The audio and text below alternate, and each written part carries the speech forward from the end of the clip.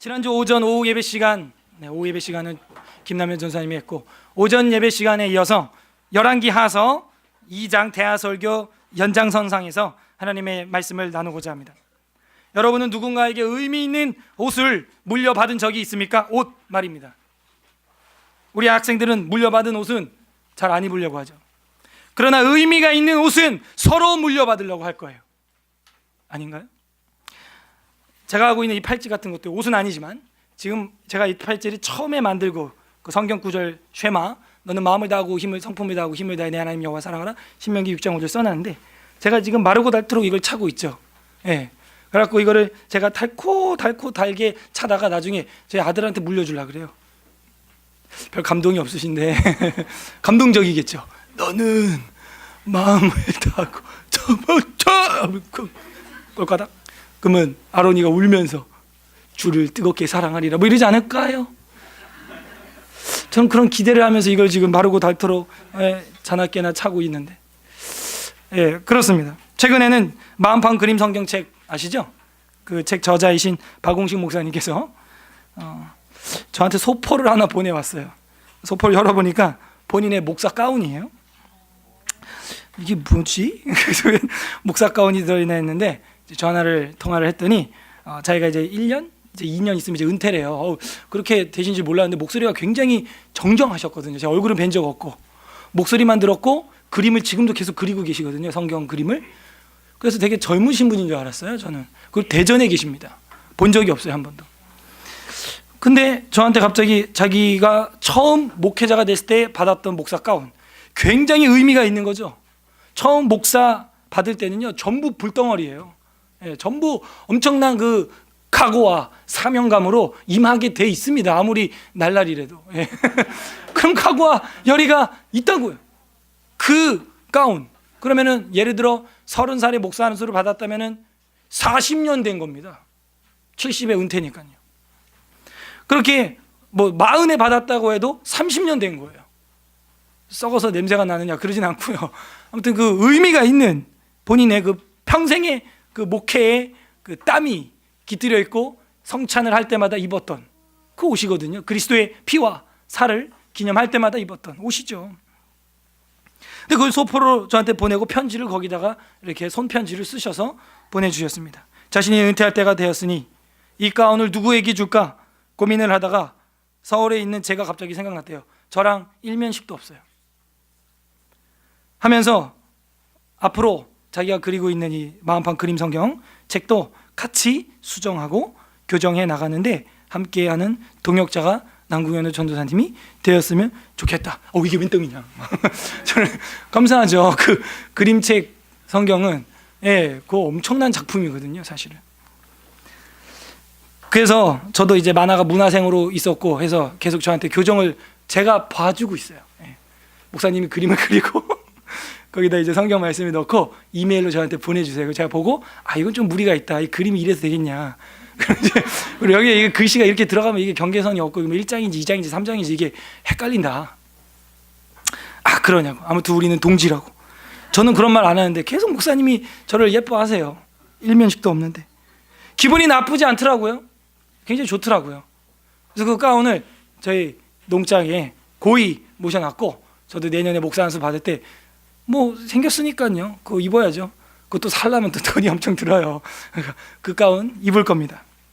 다른 건 몰라도 마음판 성경, 우리 마음속에 성경 새기자 하는 그 사명감 하나만큼은 그 목사님 조남이 박웅자 식자 되시는데, 박웅식 목사님이나 저나 모양은 약간 다르지만 동일하다. 전 그렇게 생각해요.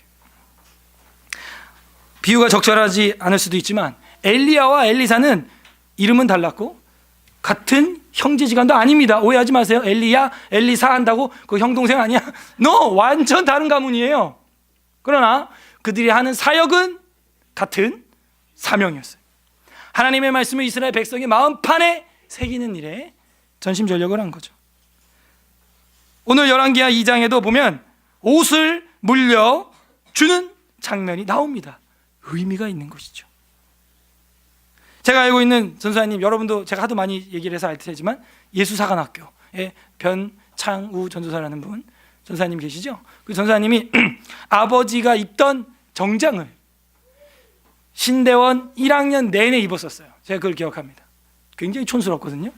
아버지가 입었던 걸, 아버지가 신학교 다닐 때 입었던 정장, 회색 정장, 그거 통으로 된 거, 아무런 맵시도 없는 거, 핏도 없는 거, 통으로 된 정장을 1년간 동계어학 강좌 때부터 입고 다녔어요. 왜? 그 아버지 목사님이신데 그 예수 사관학교 그 아버지의 정신을 이어서 자신도 여기서 만년필을 갈겠다는 거예요. 멋있더라고. 그래서 졸업도 잘했어요. 네.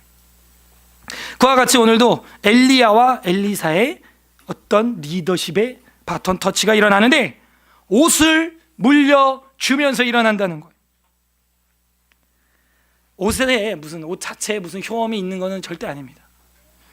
그러나 모세의 지팡이와 같은 상징성, 이것이 있다는 거예요. 제가 말하고 싶은 것은 단지 그냥 털이 많은 옷, 엘리야는 어떤 사람이었대요? 털이 많은 사람이라 그랬죠? 근데 그 번역이 제가 어떤 거라 그랬어요? 지난주에 털이 많은 옷을 입고 다니는 털이 많은 사람이라는 거예요. 누구처럼? 신약의 세례 요한처럼. 그래서 엘리야 옷은 약대털, 낙타털 있죠? 털이 많은 옷이. 그래서 그 옷만 봐도 그 사람인지 딱 고대 사회에서는 판단이 돼요. 그죠? 옷 스타일이 각양각색이에요. 왜요? 동물 가죽 무늬 각양각색, 색깔 각양각색이니까. 예를 들어 낙타 뭐 털색이 약간 뭐 밝은 갈색이더라, 아니면 금빛 은색 나는 낙타털이더라, 이러면 걔 하면은 걔 엘리야 바로 통하는 거예요. 그래서 옷이 그 사람의 뭘 보여줘요? 신분을 나타내는 거예요. 그래서 저는 단순히 근데 그런 털 옷을 이야기하려는 것이 아닙니다. 엘리야의 겉옷, 그것도 의미가 있고 신분을 밝히는데 도움이 되었던 건 사실이었어요. 그러나 그들이 속에 입고 있었던 영혼이 어떤 옷을 입고 있었느냐, 그들이 속에 입고 있었던 영혼의 옷, 믿음의 옷, 저는 그거를 지금 이야기하고자 합니다. 그래서 오늘 오후 예배 부활절 날 설교 제목은 옷이 날개가 됩니다 하는 거예요. 따라해보세요. 옷이 날개가 됩니다. 옷이 날개가 되는데 제가 얘기하는 건 겉옷을 얘기하는 게 아니에요. 물론 그것도 상징성이 있고 모세의 지팡이와 같은 의미가 있는 하나의 매개체가 될 수는 있는데요, 더 중요한 건 그 사람이 입고 있었던 속의 믿음의 옷, 영혼의 옷, 속 사람의 옷, 그것이 중요한 것이죠. 열왕기하 2장에 보게 되면은 하늘의 옷을 입은 사람들의 이야기가 나옵니다. 열왕기하 2장 우리가 오늘 읽었죠. 그리고 열왕기하 3장에 보게 되면 이 땅의 옷에 혈안이 돼 있는, 이 땅의 옷을 입으려고 노력하는 사람들의 이야기가 대주되어서 나옵니다. 2장 한번 보도록 할게요. 열왕기하 2장 우리가 1절부터 11절까지는 읽어서 내용을 잘 알고 있어요. 2장 1절 보면 여호와께서 회오리 바람으로 엘리야를 하늘로 올리고자 하실 때, 그죠? 하나님께서 회오리 바람으로 엘리야를 승천시켜 버리겠다는 거예요.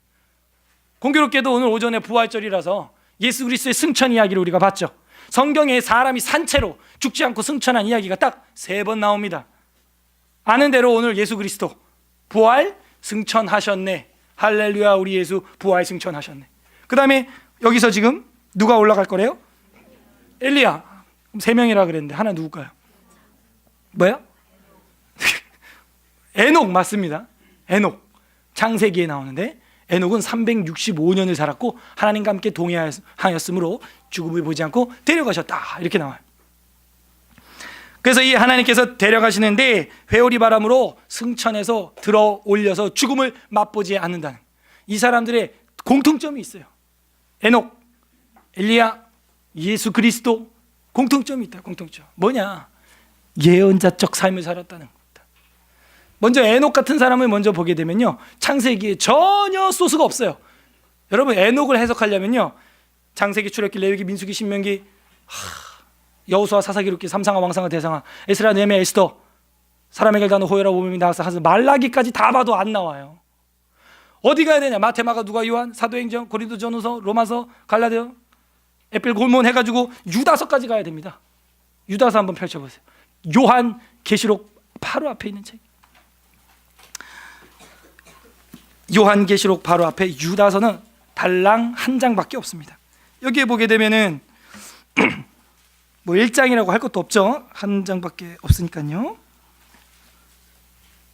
14절, 유다서 14절, 신약성경 397페이지 397 14절 다 같이 읽어보겠습니다. 시작. 아담의 7대손 에녹이 이 사람들에 대하여도 예언하여 이르되 보라 주께서 수만의 거룩한 자와 함께 임하셨나니.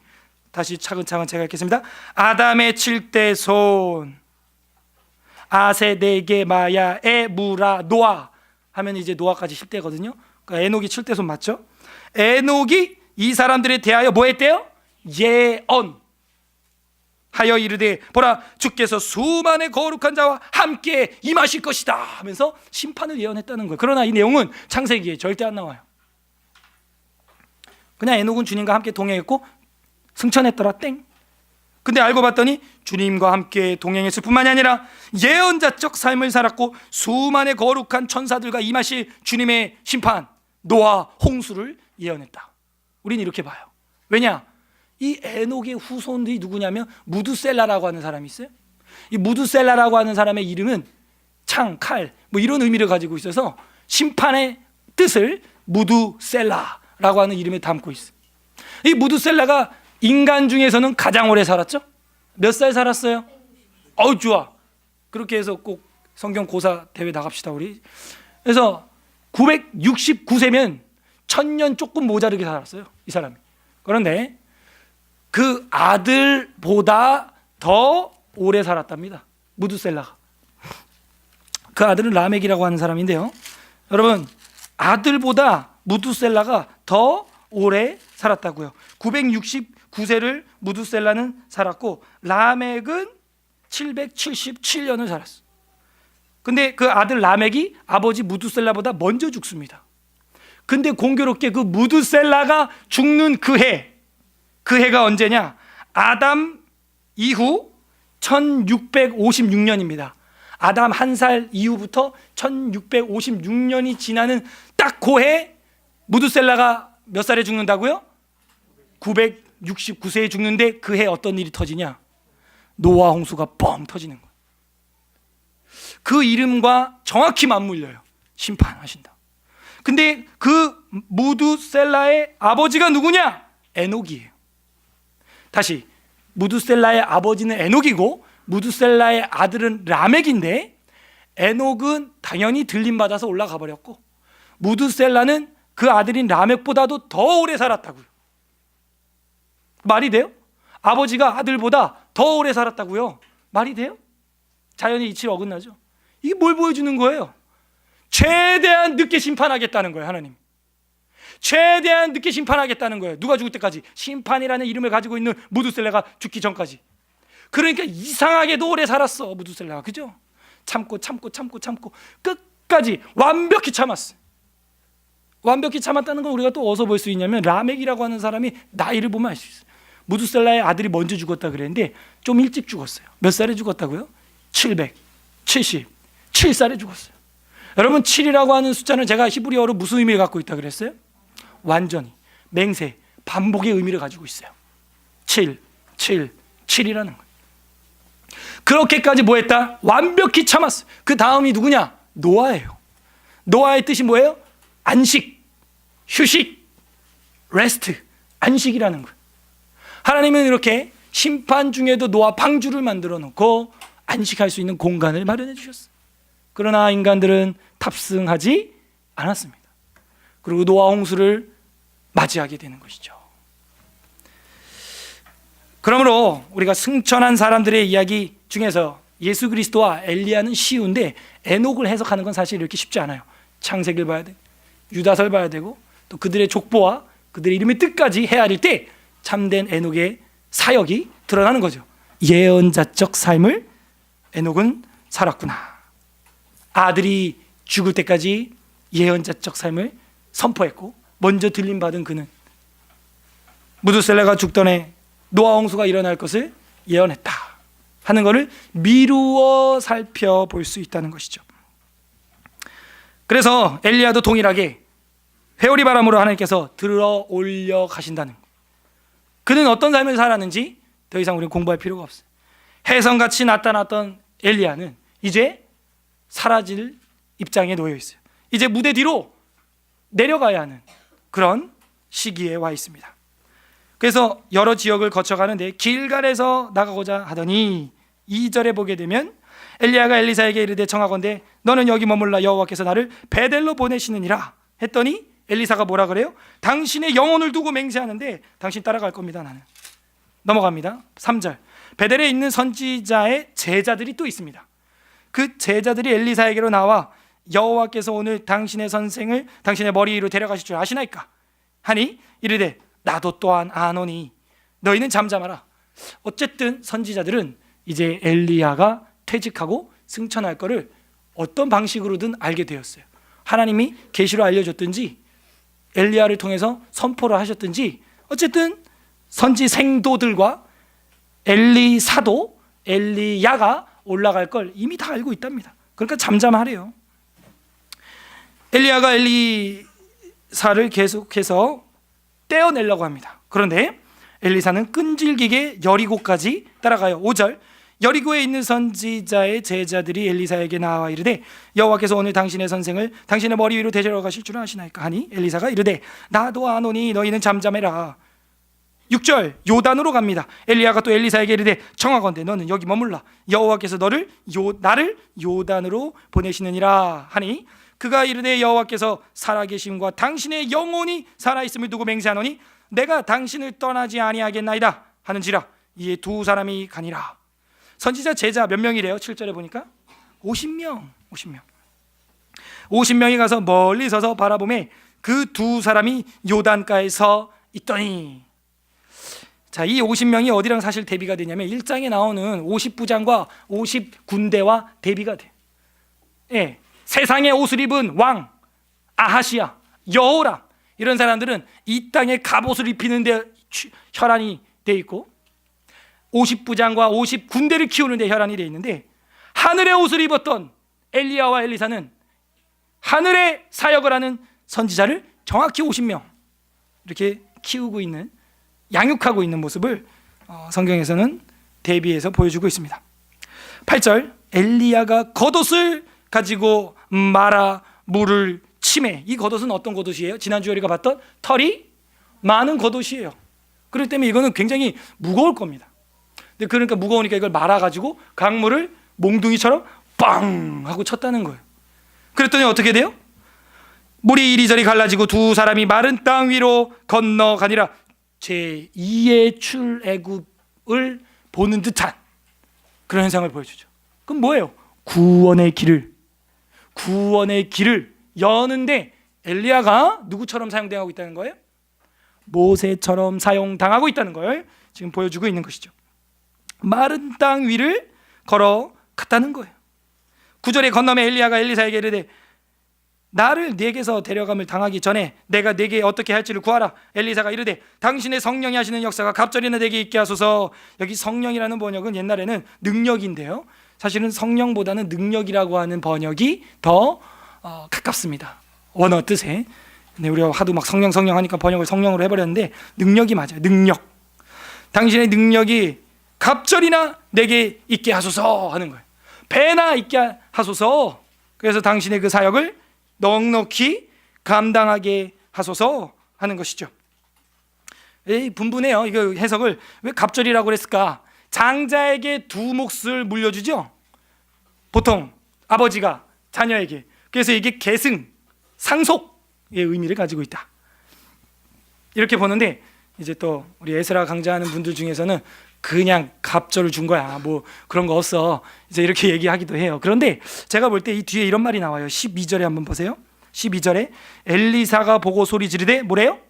내 아버지가 아니죠. 원래 전혀 혈연 관계가 아니에요, 엘리야하고 엘리사는. 근데 여기 보면 내 아버지여 내 아버지여 이스라엘의 병거와 마병이여 라고 말하는 걸로 보아 그런 계승의 사역의 계승의 의미가 들어있다. 상속의 의미가 들어있다. 진짜 아버지는 아닙니다. 진짜 아버지는 아닌데 영적으로 믿음의 옷을 물려주는 그런 의미가 있는 거 아닌가, 저도 그렇게 추측을 합니다. 10절에 보세요. 이르되 네가 어려운 걸 구하는도다. 그러나 나를 내게서 데려가시는 것을 네가 보면은 그 일이 내게 이루어지려니와 그러지 아니하면 이루어지지 아니하리라. 그러면 뭐 더 바짝 따라가서 보겠죠. 11절 두 사람이 길을 가며 말하더니 불수레와 불말들이 두 사람을 갈라놓고 엘리야가 회오리 바람으로 하늘로 올라가더라. 슝슝슝 하고 휘리릭 하고 올라갔다는 거예요. 승천한 것이죠. 하늘로 올라가 버렸어요. 여러분 노래 중에서 뭐 엘리야 선지 병거 타고 하늘로 올라갔네. 옛날에 저 어렸을 때 이 노래 되게 많이 불렀거든요. 잘못됐죠. 병거 타고 올라간 게 아니고 병거는 엘리야하고 엘리사 사이를 갈라놓은 거고 뭘 타고 올라갔다고요? 회오리 바람 타고 올라갔다는 거예요. 그래서 우리 찬송가에도 병거 타고 올라갔다고 되어 있는 것이 이제 수정돼 가지고 가사가 이제 회오리 바람 타고 올라갔다 이제 이렇게 정정이 됐죠. 그래서 하늘로 올라가더라 하면서 엘리야가 승천했어요. 안 보여요 이제. 엘리사가 보고 소리를 지르되 내 아버지여 내 아버지여 이스라엘 병거와 마병이여. 이게 뭘 의미하는 거예요? 이스라엘을 지키는 분은 누구라는 거예요? 세상 갑옷을 입고 있는 자가 아니라 하나님의 믿음의 옷을 입고 있는 사람이라는. 대한민국의 병거와 마병은 저 K9 자주포가 아니고 F-15K가 아니고 이지스함이 아니고 뭐라는 거예요? 믿는 사람들이라는. 이 대한민국을 지키는 자들은 그런 군인들이 아니고 실제는 기도를 하는 믿음의 옷을 입은 신실한 성도들인 줄로 믿습니다. 그걸 보여주는 거예요. 그러니까 이 대한민국이 언제 망하느냐? 믿는 자들이 타락하고 성도들이 세상을 더 사랑하며 배도할 때 망하는 거예요. 그러므로 우리나라의 신앙의 선배들 중에 세상을 떠나는 분이 있다면 우리는 엘리사처럼 외쳐야 되는 거예요. 내 아버지여 내 아버지여 대한민국의 병거와 마병이여. 지금 다 떠나고 있잖아요. 오카라 목사님 돌아가시고 하영중 목사님 돌아가시고 뭐 그런 이제 잘했다고 하는 그런 분들 다 세상 떠나는 거예요. 다 은퇴하고 방지일 목사님도 105세의 연세로 돌아가셨나요? 아무튼 돌아가시고 다 떠나는 거예요. 다음 세대 차세대 리더가 보이지 않는 것 같습니다. 내 아버지여 이스라엘 병거의 마병이여 하더니 다시 보이지 아니한지라 이 엘리사가 자기의 옷을 잡아 둘로 찢어버린. 이거는 마음이 찢어진다는 애통의 표현이. 자신의 옷을 찢는 거예요. 찢어. 그랬더니 새 옷이 떨어져요. 13절 보세요. 엘리야의 몸에서 떨어진 겉옷을 주워 가지고 돌아와 요단 언덕에 서서 아무것도 없고요. 갑절의 영감이 뭐 임한 것도 아니고요. 그냥 겉옷 하나가 그 털 많은 거 있죠. 툭 하고 떨어지는 거예요. 우리 같으면 저거 안 주워가 이럴 텐데 그 당시는 그 겉옷이 굉장히 중요하다니까요. 밤에 그거 없으면 얼어 죽어요. 목숨과 직결되어 있는 거예요. 근데 여기는 의미가 있는 거죠. 이 겉옷은 불세출의 종, 하늘에서 불을 끌어내린 엘리야의 겉옷이라는. 그것을 주워 가지고 돌아와 요단 언덕에 서서 엘리야의 몸에서 떨어진 겉옷을, 이제 겉옷이라는 단어가 계속 반복되죠. 겉옷을 가지고 물을 치며 이르되 엘리야의 하나님 여호와는 어디 계시나이까 하면서 약간 원망조로 물을 쳤어요. 하고 그도 물을 치매 물이 이리저리 갈라지고 엘리사가 건너가니라. 여기 있네, 여기 있어, 그죠? 어디 계시나이까 하고 물을 딱 쳤는데 여기 있잖아 지금. 그래서 엘리야의 영감이 엘리사에게 갑절이 임했다. 그래서 제자들이 이제 따라다니게 됩니다. 그래서 15절에 보면 맞은편 여리고에 있는 선지자의 제자들이 그를 보고 말하기를 엘리야의 성령이 하시는 역사가 엘리사 위에 머물렀다 하고 가서 그에게 나아가 땅에 엎드려 그에게 경배하고 그에게 이르되 당신의 종들에게 용감한 사람 50명이 있으니 청하건대 그들이 가서 당신의 주인을 찾게 하소서. 염려하건대 여호와의 성령이 그를 들고 가다가 어느 산에나 어느 골짜기에 던지셨을까 하나이다. 이게 뭔 소리야? 그러니까 엘리야를요 이렇게 회오리 바람으로 들고 올라가다가 하나님이 어디다 던져버린 거 아니에요? 지금 믿음이 있어요 없어요? 아이고야, 그 50명들은요 아직 믿음의 옷을 못 입었어요. 하니라 엘리사가 뭐라 그러냐? 보내지 말라. 그 하나님이 그 들어 올리다가 어디다 던지기는. 하나님 그런 분 아니십니다. 우리를 천국으로 이렇게 들어 올리다가 에이 넌 떨어져 하고 집어 던지는 그런 분 아니세요. 아직 하나님을 몰라. 얘네들이 훈련생들이라. 엘리사는 알아요. 절대 그런 일 없다. 근데 17절 봐요. 무리가 그로 부끄러워하도록 강청함에 보냈어요. 그들이 50명을 보냈더니 사흘 동안 찾되 발견하지 못하죠. 하나님이 던진 적 없는데 그 주워오겠다고 자꾸 그러면 어떡해요. 18절 엘리사가 여리고에 머무는 중에 무리가 그에게 돌아오니 엘리사가 그에게 이르되 내가 가지 말라고 너희에게 이르지 아니하였느냐 하였더라. 그리고 나서 엘리사의 본격적인 사역이 19절에 시작이 되는데, 엘리사는 엘리야의 믿음의 옷, 예언자의 옷을 입었다. 저는 그렇게 읽고 있는 거예요. 단지 털이 난 겉옷을 입었다가 아니고요, 믿음의 옷을, 영광의 옷을 입었다는 거.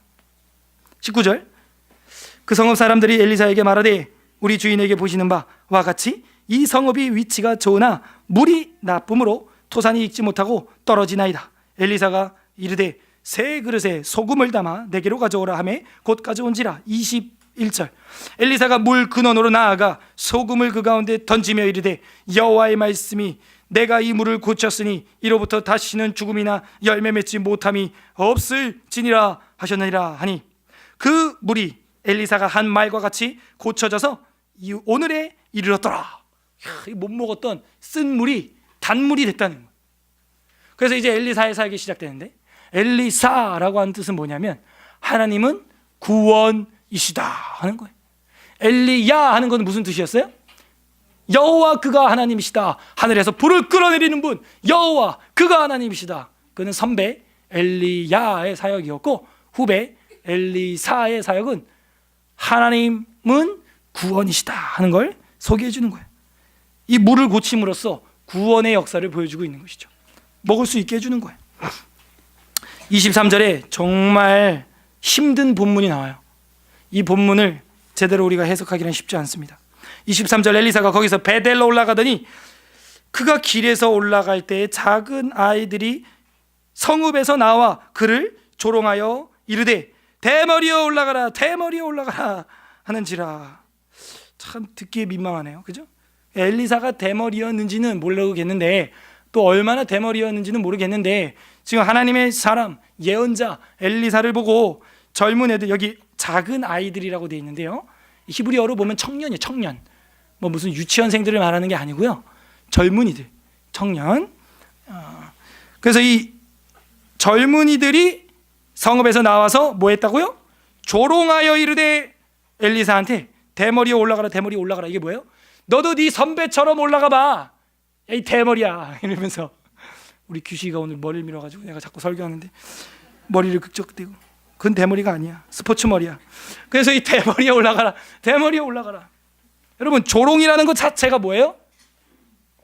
잘못된 거죠. 사도 바울이 예수 믿는 사람들을 잔멸할세 예수 그리스도께서 다메섹 도상에서 나타나서 사울아 사울아 어찌하여 네가 예수 믿는 사람들을 비박하느냐 그래요? No. 사울아 사울아 어찌하여 네가 나를 핍박하느냐 그러는 거예요.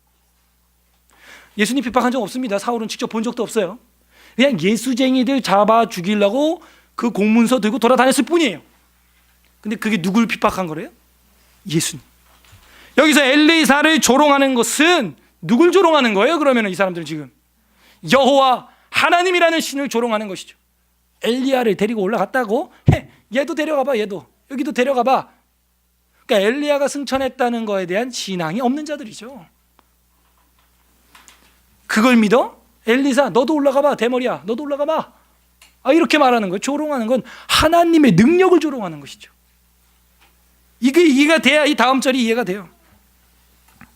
24절 엘리사가 뒤를 돌이켜 그들을 보고 여호와의 이름으로 저주하매 곧 수풀에서 암곰 둘이 나와서 아이들 중에 42명을 찢었더라. 이거 봐, 새가족들이 이런 거 있잖아요. 바로 시험 들어. 무슨 목회자가 곰을 2마리를 캐스팅에다가 청년부를 하나 파탄을 냈어. 그냥 40명 2명이면 우리 서울 에스라교회 청년부 다 없어진 거야 그냥. 그러니까 이게 이해가 안 되는 본문이에요 이게 사실은. 근데 제가 설명을 좀 그래도 좀 어느 정도 했기 때문에 이제 이해가 될 거예요. 왜 그들이 죽었느냐? 그들은 유치원생들이 아니고 젊은이들이라고요. 청년들인데 하나님에 대한 믿음이 없고 불신앙의 옷을 입은 사람들이고 주의 종을 향하여 조롱하며 놀렸던 사람들인데, 더 핵심 키워드가 뭐냐면 여러분 23절 거기 밑줄을 쳐야 되는데 어디에 치냐? 엘리사가 거기서 어디로 올라갔대요? 거기 빨간 밑줄을 탁 치는 거예요. 23절에 엘리사가 거기서 베델, 거기 밑줄을 딱 쳐야 돼. 베델로 올라갔더니 그 조롱하는 친구들을 만났고, 대머리에 올라가라, 대머리에 올라가라, 곰 나와서 42명 죽였다. 우리가요 성경을 볼 때 절대 한두 장만 봐서는 이해가 안 되는 게 너무 많아요. 이 베델 코드를 알아야 됩니다. 여러분, 베델이라고 하는 이름은 무슨 뜻이에요? 야곱이 돌베개 베고 잤던 곳인데 원래 이름은 뭡니까? 베트, 집이란 뜻이고, 엘, 하나님, 하나님의 집이었는데 지금 이 역사적 배경이, 그 베델은 어떤 곳이에요? 지금 이 역사적 배경, 남북이 찢어져 있고 북이스라엘 왕조가 북쪽에다가 베델에다가 뭘 만들었어요? 그렇죠, 그게 바로 여러분 떠올라야 돼요. 베델은 어떤 중심지예요? 금송아지 우상 숭배의 중심지로 바뀌었어요. 누가 그거 만들었어요? 최초로 여로보암. 여기 베델이라고 쓰고 있잖아요. 그러니까 베델은 하나님과 선지자를 대적하는 우상의 도시구나. 그걸 우리가 알 수 있는 거예요. 아, 거기에 있던 청년들이 말한 조롱거리, 조롱, 뭘 보여주는 거예요? 여호와 하나님을 정면으로 대적하는 것이죠. 이런 영적인 분위기를 우리가 읽지 못하면 웬 곰이 나와서 괜히 죄 없는 청년들이나 때려 죽였구나, 성경을 크게 오해하게 됩니다. 오해예요. 오해하지 마시고 이해를 하셔야 돼요. 그런 영적인 분위기라고. 금송아지를 섬겼다, 그걸로 인해서 아합의 집안이 망했던, 하나님의 눈에서 노를 격발시키는 그 죄악, 그게 베델의 신앙이에요. 우상숭배죠. 이제 이해가 됐습니까? 이제 이 암곰 사건이 이해가 되셨냐고. 이거 해석 잘하기 힘들어요. 25절, 엘리사가 거기서부터 갈멜산으로 가고 거기서 사마리아로 돌아왔더라. 이걸 잘못 오해해서 설교를 잘못하는 사람들이 꽤 많아요. 제가 보니 마치 엘리사가 저주를 잘못해가지고, 혹은 엘리사는 사람 죽여놓고도 태어난, 무슨 뭐 찌르면 피 한 방울도 안 나올 것 같은 사람으로 묘사하는데 그렇지 않습니다. 절대 그런 분위기가 아니에요. 지금 우상 숭배의 메카 베델을 치신 거예요, 하나님. 암곰을 봐봐요. 암곰이 청년들을 잡아 먹었대요? No, 안 먹었어요. 먹고 싶지 않아. 그것들 지금 보면 찢어 죽였대요. 그냥 단지 그거예요. 뭐 배고파서 건드린 것도 아니에요. 뭐 먹다가 뱉은 것도 아닙니다. 씹다가 그냥 찢어 죽인 게 다라. 그냥 배고파서 야생동물 만나서 죽은 게 아니에요. 배고픈 야생동물 때문에 죽은 게 아니란 얘기예요. 이거는 우리가 2장까지 살펴봤습니다. 이 땅의 옷을 입을 것인가, 하늘의 옷을 입을 것인가, 그거를 비교해서 지금 보여주고 있어요. 이 땅의 옷을 입기에만 혈안이 되어 있다면 이 땅에서는 인정 좀 받을 수 있겠죠. 그러나 하늘의 옷을 입기를 힘쓰는 자는 하늘에서 인정받을 줄로 믿습니다. 여러분이 하늘에 입장하려면 어떤 옷을 입어야 될 것 같아요? 여러분, 파티장에 초대를 받았으면 그 파티장에 어울리는 옷을 입어야 되는 거예요. 잔치에 초청을 받았으면 예복을 입어야 되는 겁니다. 이거는 예수 그리스도께서 말씀하셨어요. 마태복음 22장 10절에서 13절, 뭐 찾을 수 있는 분은 찾아보고 아닌 분은 제가 읽어드리겠습니다. 마태복음 22장 10절에서 13절에 이런 말씀이 있어요. 종들이 길에 나아가 악한 자나 선한 자나 만나는 대로 모두 데려오니 혼인잔치에 손님이 가득한지라. 초대를 하는데 아무도 안 오는 거예요. 그래서 종들이 나가서 악한 자나 선한 자나 그냥 죄다 파티장으로 끌고 왔어. 11절, 임금이 손님들을 보러 들어올세, 주인이죠. 거기서 예복을 입지 않은 한 사람을 보고 이르되, 친구여, 어찌하여 예복을 입지 않고 여기 들어왔느냐 하니 그가 아무 말도 못하거늘. 예의가 아니라는 거예요. 초대받지 못한 자라는 거예요. 그거는 완전. 임금이 사환들에게 말하되 그 손발을 묶고 바깥 어두운 데 내던지라. 거기서 슬피 울며 이를 갈게 되리라 하니라 하는 거예요. 어떻게 그런 의복으로 들어오냐는 거예요. 우리도 사극 드라마를 보게 되면 밖에서 자유로운 뭐 개량 한복을 입고 있다 할지라도 어디 들어갈 때는 환복을 해야 돼요. 왕궁에 들어갈 때는 환복을 반드시 해야 되는 거예요. 국내 옷으로 궁 안에 들어가는 자기에게 맞는 왕 앞에 설 수 있는 그런 옷으로 환복을 해야 궁 안으로, 사대문 안으로 들어가게 되는 거예요. 근데 이 사람은 지금 임금 앞에 오면서도 예복 비슷한 것도 입지 않았다는 거예요. 나가라는 거예요. 너는 여기 있을 수 없다는 거예요. 그 당시 문화 코드를 우리가 읽을 줄 알아야겠죠. 그와 마찬가지, 천국도 그와 같다는 거예요. 우리가 하늘에 들어가려면 옷을 입어야 되는데, 이것은 물리적인 이런 패션, 이런 겉옷을 얘기하는 게 아니에요. 우리 속 사람의 옷, 믿음의 옷을 말하는 거죠. 성경은요, 제가 검색해 봤는데 아직 그런 책은 없더라고요.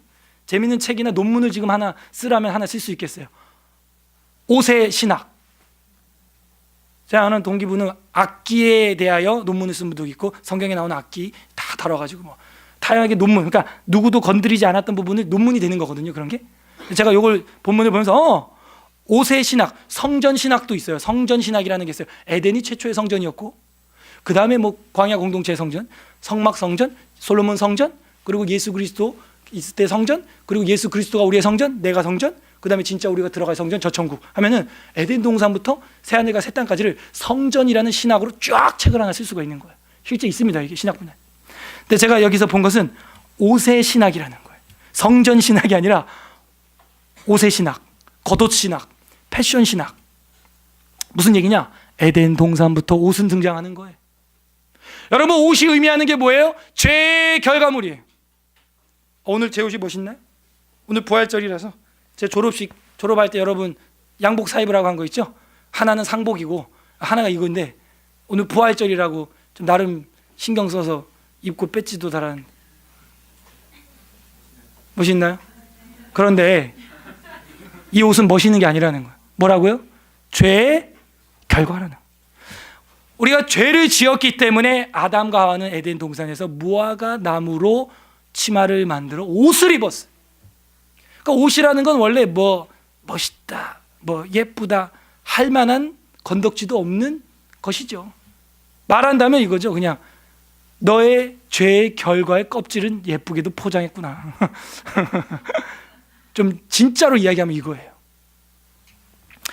그래서 아담과 하와는 그렇게 무화과 나무로 치마를 만들었지만 마르고 비틀어지는 거예요. 이제 식물이다 보니까.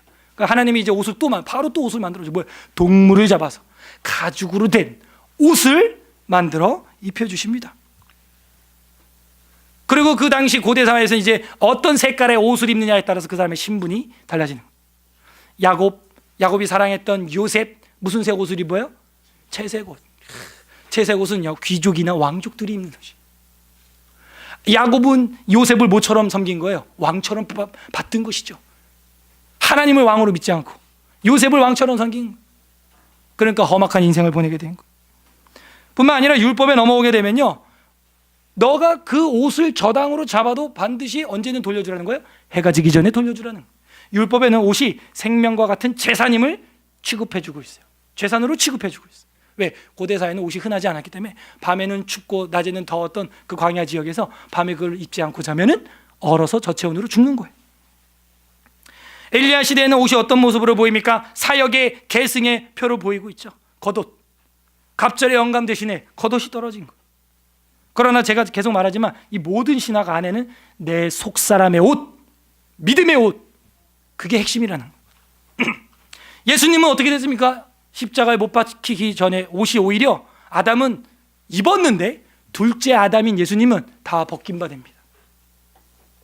다 벗긴 바 되고 그 홍포도 세마포 옷도 어떻게 돼요? 십자가 아래서 군인들이 제비를 뽑아서 나눠갖는 거예요. 유일하게 옷으로 자신을 가리지 않는 사람이 있었는데, 그 미친 사람 말고요, 않는 사람이 있었는데 바로 예수 그리스도예요. 모든 인간은 옷을 껴입는데 혈안이 되어 있는데 예수 그리스도는 이 부활의 영광을 맞이하기 위해서 모든 옷이 다 빼앗긴 바 되었다. 그 십자가 달린 그림이나 이런 영상이나 보면 뭐 예수님이 뭐 팬티 입고 있고 그러는데 사실 알몸이에요. 근데 그 가리느라고 그렇게 한 거죠. 십자가형은 팬티형이 아니에요. 그냥 알몸으로 사형시켜버리는 거예요. 노예를 가장 고통스럽게 최장기간 고통을 주면서 죽이는 그런 사형이죠. 유일하게 옷을 오히려 빼앗기고 벗어서 제비 뽑은 바 된 분은 예수님 한 분이에요. 그리고 나서 예수님이 그다음에 바울 사도가 이야기를 합니다. 너희 성도들은 이제는 세상의 옷 입으려고 하지 말고 그리스도로 옷 입으라. 이게 제가 여태껏 말했던 뭐예요? 믿음의 옷이, 속사람의 옷인 거죠. 정확히 바울이 해석을 해줘요. 너희는 겉옷에 관심 두지 마. 너희가 예수님 죽인 사람들도 아니고 죽이려고 혈안된 사람들도 아니고 그 밑에서 제비 뽑을 사람들도 아니면서 세상 옷에 그렇게 혈안돼 있지 말고 이 옷에 관심을 가지려면 그리스도로 옷 입으라. 그렇게 말하고 있는 거죠. 그 다음에 마지막에 요한계시록에 가면은 흰 구원받은 흰 무리들이 있는데 그들은 세마포 에봇을 입었고 하얗게 그것을 빨았다는 거예요. 그래서 흰 무리들이 세마포 옷을 입고 있는 장면이 나와요. 그래서 제가 이걸 보면서 에덴 동산의 무화과 나무 옷으로부터 새하늘과 새 땅의 하얀 세마포 옷에까지는 분명한 신학의 흐름이 있다. 그건 그리스도의 옷이에요. 믿음의 옷인 거죠. 이제 오늘 본문 3장을 보게 되면은 세상 옷에 혈안이 되어 있는 그런 왕들이 나옵니다. 왕들이야 뭐 점령하고 빼앗고 치장하고 거기에 혈안이 되어 있죠. 시간상 다 읽지는 않겠는데요. 왕하 3장 보세요. 유다의 여호사밧 왕 18째 해에 아합의 아들 여호람이 사마리아에서 이스라엘을 12해 동안 다스리니라.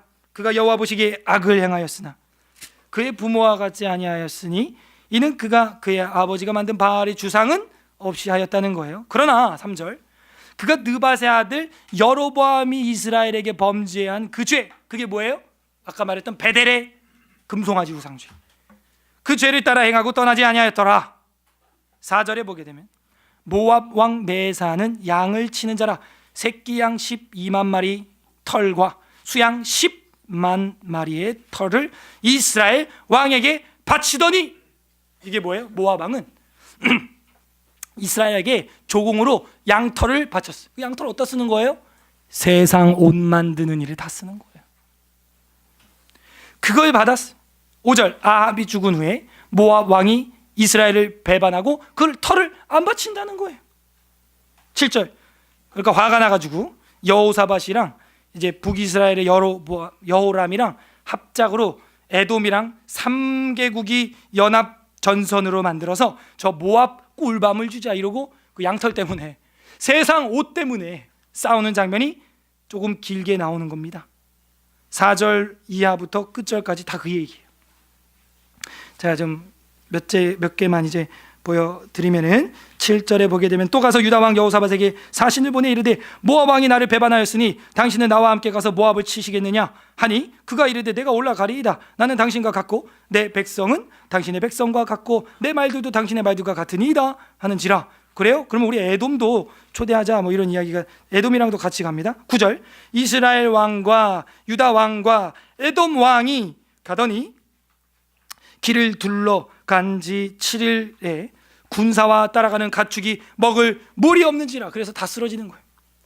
세상 겉옷에 혈안이 되어 있는 세 왕이 나왔어요. 이스라엘 왕, 유다 왕, 에돔 왕. 결국 결과는 뭐예요? 시체들만 발자국처럼 쓰러지고 있는 겁니다. 왜? 물이 없어서. 그러니까 이 여호람이 하는 소리가 이스라엘 하나님이 우리를 죽이려고 여기로 인도한 거 아니야? 이런 소리를 합니다. 이 뒤에 그 소리를 들은 엘리사는 화가 나요. 왜? 이 전쟁 지금 누가 일으킨 거예요? 지가 일으킨 거잖아.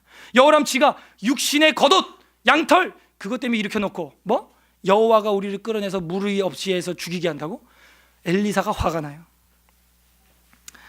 그래서 엘리사가 별로 예언을 하고 싶지 않습니다. 13절 엘리사가 이스라엘 왕에게 이르되 내가 당신과 무슨 상관이 있나이까? 당신의 부친의 선지자들과 당신의 모친의 선지자들에게로 가소서. 그 선지자는 이제 거짓 선지자예요.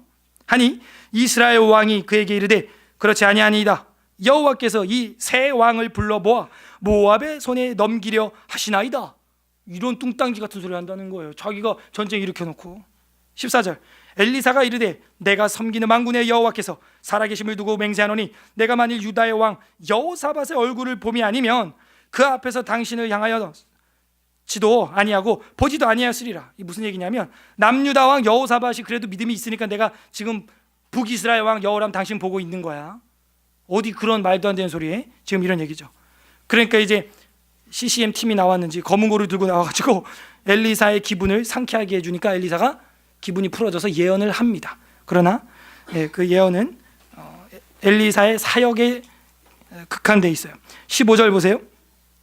이제 내게로 검은 고를 탈 자를 불러오소서 하니라. 검은 고 타는 자가 검은 고를 탈 때 여호와의 손이 엘리사 위에 있더니 이제 위로를 받은 거예요. 그가 이르되 여호와의 말씀이 이 골짜기에 개천을 많이 파라. 이래가지고 이하의 이야기는 뭐냐면 땅을 많이 파요.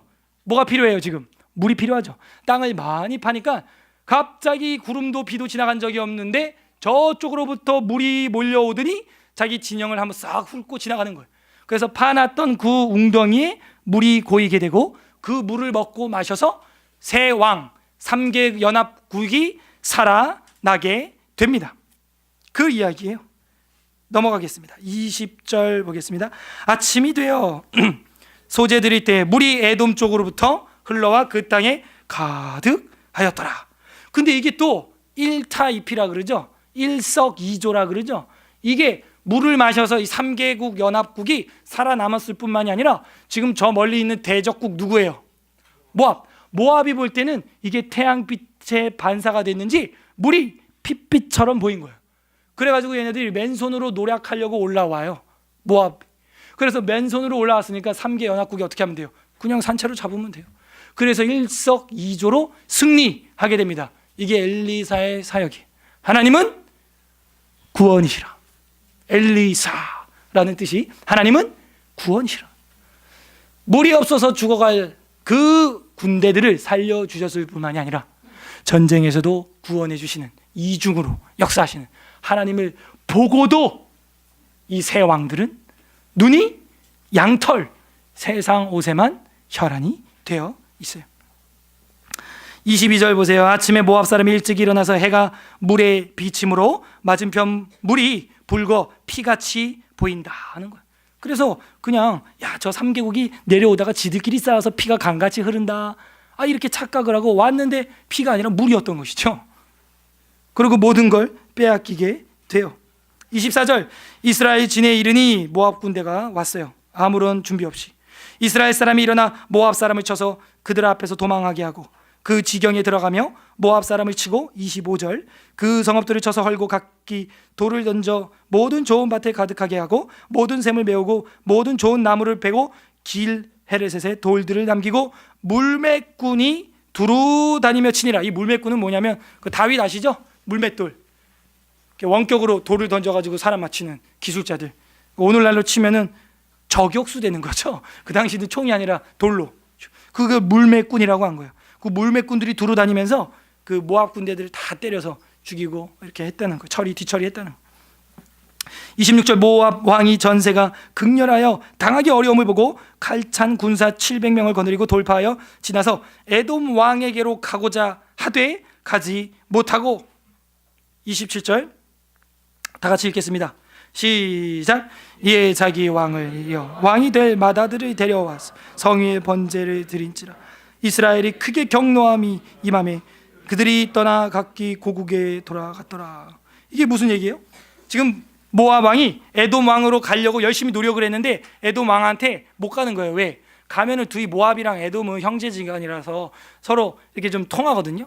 그래서 좀 조약을 맺어보려고 700명의 특전단을 만들어서 뚫고 가려고 그랬는데 못 가게 되었고, 못 가게 되니까 궁지에 몰린 모압 왕이 어떻게 해요? 자기 누구? 왕 위를 이어갈 마다들을 갖다가 제사물로 태워 죽여버리는 거예요. 와. 그러니까 이스라엘 율법에 보게 되면은 이거는 굉장히 가증한 일이라고 레위기 18장에 써 있거든요. 근데 이 일이 벌어질 때까지 이스라엘이 어떻게 한 거예요? 모압을 크게 압박을 한 것이죠. 그래서 이스라엘에게 크게 경노함이 임함에 이스라엘 군대가 난리가 났어요. 이게 뭐냐, 이런 부정한 일이 어찌 자기 아들 왕 위를 이어나갈 아들을 저렇게 태워서 죽였냐. 부정하다, 부정하다, 가까이 할 수 없다. 이래가지고 돌아가게 된 거예요. 그러니까 이거를 전략으로 모압은 삼은 거죠. 자기 아들 하나 희생해서 자기 군대가 살려고. 역시 모압도 뭐예요? 양털에 혈안이 되어 있는 사람들이. 사람 죽이는 게 우스운 거예요. 귀신 숭배하는 게 우스운 거예요. 그래서 3장에서는 하늘의 옷, 영적인 믿음의 옷, 그것이 아니라 이 세상의 옷에 혈안이 되어 있는 사람들의 모습을 봤습니다. 이제 좀 정리를 해야겠죠. 첫 번째 아담을 따라가는 사람들은 내 겉옷을 치장하는 데만 온갖 힘을 쏟습니다. 죄를 지었던 아담처럼 내 겉옷, 내 양털, 여기에만 신경을 써요. 그러나 두 번째 아담, 예수 그리스도를 따라가는 자는 세상의 옷은 오히려 남에게 나눠주고 속사람의 옷, 영혼의 옷, 그리스도로 옷 입는 일에 집중을 하게 된다는 거예요. 오늘 우리 아침에 읽었던 본문인데요, 기억나시나요? 기억날 리가 없죠. 찾아보세요. 누가복음 24장 12절이었습니다. 누가복음 24장 12절, 오늘 오전에 봤는데요. 찾아보세요. 다 같이 읽어보겠습니다. 다 같이 읽어보겠습니다. 누가복음 24장 12절, 누가복음 24장 12절, 시작. 베드로는 일어나 무덤에 달려가서 구부려 들여다보니 세마포만 있는지라 그 된 일을 놀랍게 여기며 집으로 돌아가니라. 참, 이거 봐요. 예수님이 부활하시고 나서 그 세마포 옷을 어이구 아까워 나 이거 입고 나가야지 그렇게 한 게 아니에요. 지금 보니까 예수님은 더 이상 이 땅의 죽음의 옷은 필요 없어요. 이거 삼배옷 같은 옷인데요, 필요 없어요. 이제 그분은 부활의 옷을 입으셨기 때문이죠. 부활체를 입으셨기 때문이에요. 더 이상 사망 권세와 같은 시체를 감싸둔 그 옷은 이제 필요가 없는 거예요. 첫째 아담은 이 땅의 옷을 입으려고 노력했지만 둘째 아담은 이 땅의 옷을 벗고 하늘에 부활의 옷을 입으려 했던 것이죠. 그리고 입으셨어요. 오늘날 우리에게 거룩한 옷은 무엇입니까? 바로 예수 그리스도의 옷이에요. 그 옷을 입고 예배해야 됩니다. 시편 29편 2절에 보면 이런 말씀이 있어요. 시편 29편 2절 잘 들어보세요. 여호와께 그의 이름에 합당한 영광을 돌리며 거룩한 옷을 입고 여호와께 예배할지어다. 아멘. 거룩한 옷을 입고 합당하게 영광을 돌리며 여호와께 예배하라는 거예요. 정말 거룩한 옷은 뭔가요? 그 당시는 물론 제사장들이 입는 그 제사장복을 말하는 건데, 진짜 하나님 앞에 나아갈 수 있는 옷은 오늘날 뭡니까? 그 제사장들이 입었던 그 청색 옷입니까? 자색 옷입니까? 그게 아니에요. 그리스도의 옷이에요. 그 그리스도의 옷을 입을 때 진정 성부 하나님 앞에 우리가 담대히 나아갈 수 있게 되는 줄로 믿습니다. 그 옷을 예배하라는 거예요. 로마서 13장 12절에부터 14절 한번 우리 찾아보시면 좋겠습니다. 로마서 13장 이제 한 3절 찾아보고 기도하고 마치겠습니다. 로마서 13장 12절에서 14절입니다. 로마서 13장 12절에서 14절입니다. 다 같이 읽겠습니다. 시작. 밤이 깊고 낮이 가까웠으니 그러므로 우리가 어둠의 일을 벗어 빛의 갑옷을 입자. 낮에와 같이 단정히 행하고 방탕하거나 술 취하지 말며 음란하거나 호색하지 말며 다투거나 시기하지 말고 오직 주 예수 그리스도로 옷 입고 정욕을 위하여 육신의 일을 도모하지 말라. 14절에 오직 주 예수 그리스도로 옷 입고, 바울이 말한 옷이에요. 그 다음에 또 하나 나옵니다. 갈라디아서 3장 27절 다 같이 펼쳐보시죠. 그 다음 책이죠. 갈라디아서 3장 27절 옷의 신학이 계속 나와요. 갈라디아서 3장 27절 다 같이 읽겠습니다. 3장 27절 시작. 누구든지 그리스도와 합하기 위하여 세례를 받은 자는 그리스도로 옷 입었느니라. 아멘.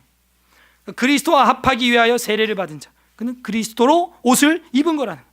성경에서 승천한 사람들은 에녹, 엘리야, 예수님, 그리고 또 한 무리가 있다면 요한계시록에 나오는 마지막 거룩한 옷을 입은 무리들입니다. 휴거받는 성도들인데 그들은 다 이 땅의 옷은 오히려 벗고 하나님과 동행하여 하늘의 옷을, 그리스도의 옷을 입으려고 하는 사람들이죠. 만약에 내일 예수님이 온다면 그럴 일은 희박하겠지만 이 중에서는 우리가 어떻게 해요? 죽음을 맛보지 않고 들림받는 자가 있어야 된다는 거죠. 그 사람들은 누구라는 거예요? 그리스도로 세마포 옷을 입은 사람들이. 그래서 승천 이야기는 에녹, 엘리야, 예수님에서 끝나지 않습니다.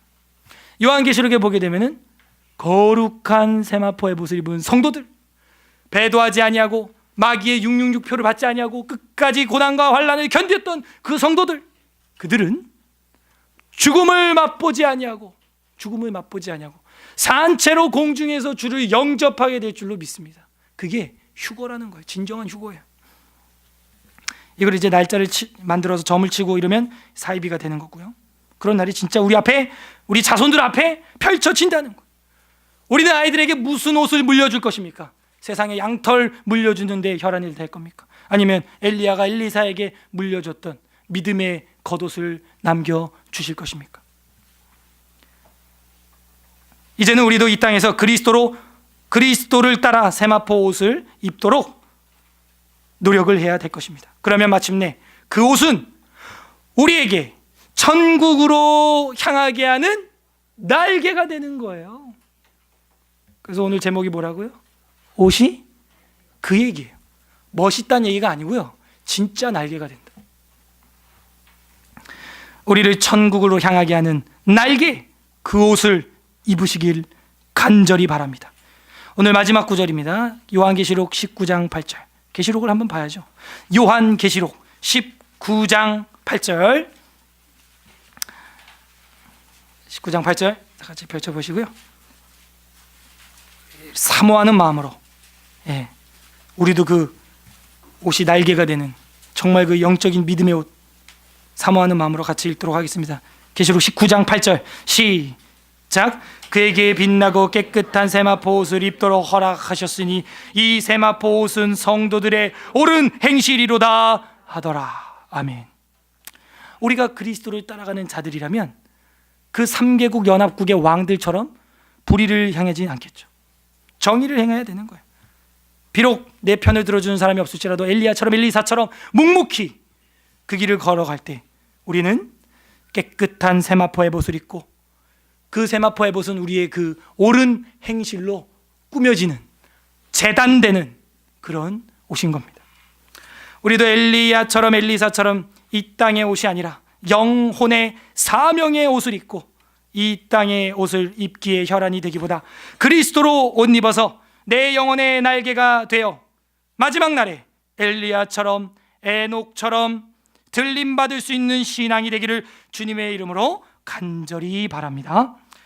우리 다 함께 말씀을 기억하면서 기도하도록 하겠습니다. 이 시간 기도할 때 하나님, 우리가 이 땅의 옷에만 관심을 가졌음을 회개합니다. 용서하여 주시옵소서. 모압에게 있었던 양털, 거기에만 관심이 있었고 혈안되었던 우리의 모습 회개합니다. 용서하여 주시옵소서. 우리 자녀들에게도 이 땅의 양털옷, 그 옷을 물려주는 데만 계획하고 구상했던 거 용서하여 주시옵소서. 이제는 믿음의 옷, 세마포 옷, 성도들의 옳은 행실로 재단된 옷, 그리스도의 옷, 그거를 먼저 우리가 입고 우리 자녀들에게도 엘리야가 엘리사에게 물려준 것처럼 그 날개와 같은 옷을 물려주는 우리가 되게 하여 주시옵소서. 그렇게 기도했으면 좋겠습니다. 그리스도로 옷 입게 하여 주시옵소서. 마지막으로는 부활의 믿음의 옷을 입게 하여 주시옵소서. 그리고 이 부활의 믿음의 옷을 입고 우리도 저 하늘로 그 옷이 날개가 되어 주님을 어여치 배울 수 있는 성도들 되게 하여 주시고 우리 후손들에게 이 신앙의 가운을 물려주는 믿음의 가문이 되게 하여 주시옵소서. 우리 이렇게 같이 회개와 결단하는 기도 같이 하도록 하겠습니다. 기도하겠습니다. 하나님 아버지 감사드립니다. 우리가 이 땅의 옷에만 관심을 가졌고 우리 자녀들에게도 이 땅의